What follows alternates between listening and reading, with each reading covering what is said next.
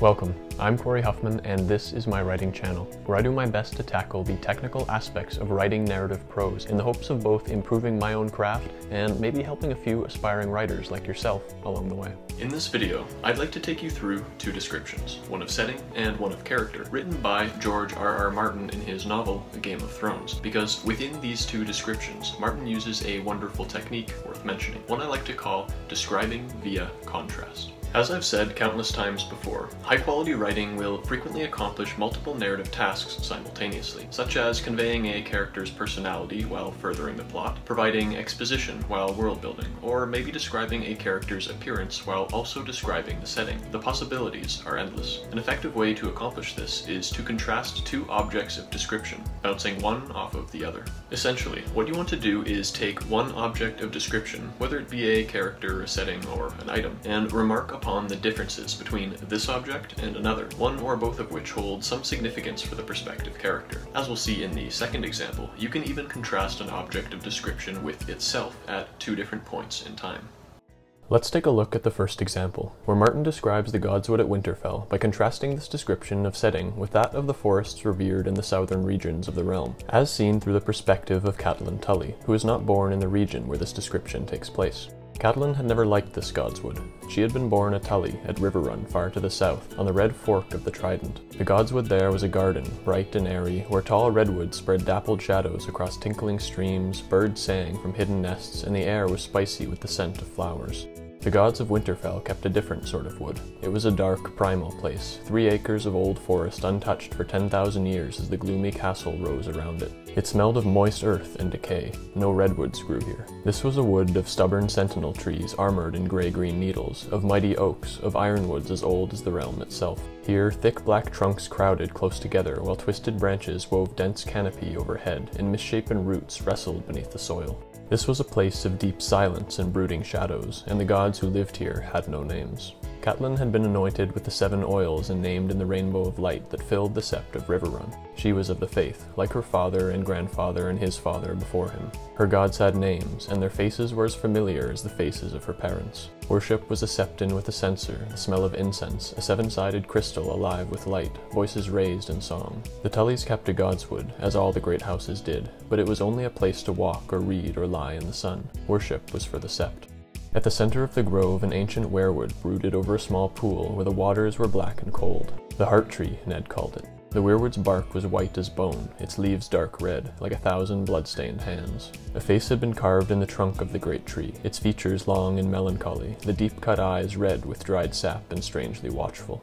In the south, the last weirwoods had been cut down or burned out 1,000 years ago, except on the Isle of Faces, where the green men kept their silent watch. Up here it was different. Here, every castle had its godswood, and every godswood had its heart tree, and every heart tree its face.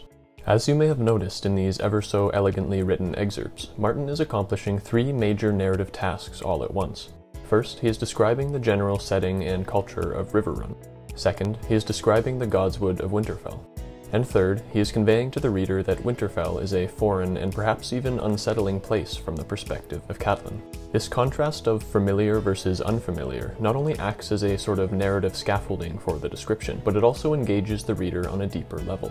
Allow me to explain. Essentially, your readers will become invested in your descriptions, or any other information you focus on for that matter, to the extent that your characters themselves are invested in them. Without Catelyn's sense of not belonging in Winterfell, both descriptions, while evocative and well written, are diminished, because without a human connection, they have no relevance to the reader. That is to say, if your characters do not respond to the setting, then neither will your reader.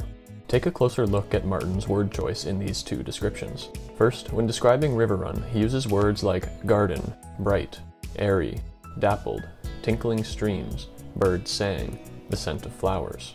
Then, switching over to Winterfell, he uses words like dark, primal, old, untouched, gloomy, moist earth and decay, stubborn sentinel trees armored in gray-green needles, mighty oaks, dense canopy, twisted branches, thick black trunks crowded, misshapen roots wrestled, deep silence, brooding shadows. He then contrasts via description again, using words like anointed, oils, rainbow, light, faith, worship, censer, incense, crystal, alive, light, voices raised in song, a place to walk or read or lie in the sun.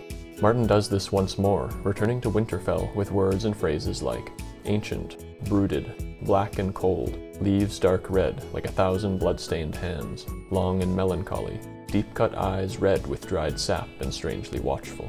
I'll be digging deeper into Martin's word choice, similes, and metaphors in another video, but for now, just pay attention to how he flips back and forth, and in so doing, enriches both his descriptions by virtue of how they contrast with the other. Let's move on to the second example. Here, we have a description of the king, Robert Baratheon, in the present, contrasted with a description of how he looked 15 years ago, as seen through the perspective of Ned Stark, who has not seen him since. The king looked him over top to bottom and laughed. "You have not changed at all." Would that Ned had been able to say the same. 15 years passed when they had ridden forth to win a throne. The Lord of Storm's End had been clean-shaven, clear-eyed, and muscled like a maiden's fantasy. 6.5 feet tall, he towered over lesser men, and when he donned his armor and the great antlered helm of his house, he became a veritable giant. He'd had a giant's strength, too, his weapon of choice a spiked iron warhammer that Ned could scarcely lift. In those days, the smell of leather and blood had clung to him like perfume. Now it was perfume that clung to him like perfume, and he had a girth to match his height. A beard as coarse and black as iron wire covered his jaw to hide his double chin and the sag of the royal jowls, but nothing could hide his stomach or the dark circles under his eyes.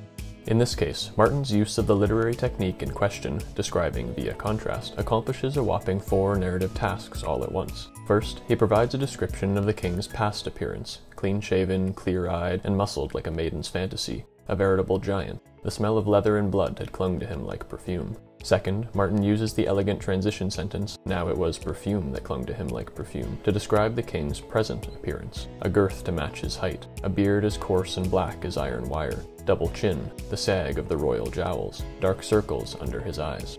Third, Martin slips in some exposition regarding the rebellion against the throne 15 years past. And fourth, all of this put together alludes to how Ned Stark, who has changed so little, now regards his old friend, who has changed so much. Again, without the use of contrast, this description of the king, while evocative and well-written, would be a pale shadow of itself, because it would say nothing of the friendship between the king and Ned Stark, nor of how much has changed over the years. Remember, always try to ground your descriptions in human connection, if even in a small way. It is not how the king looks which provides depth to this description, but rather how he has changed, and Martin is able to accomplish all of this through contrast.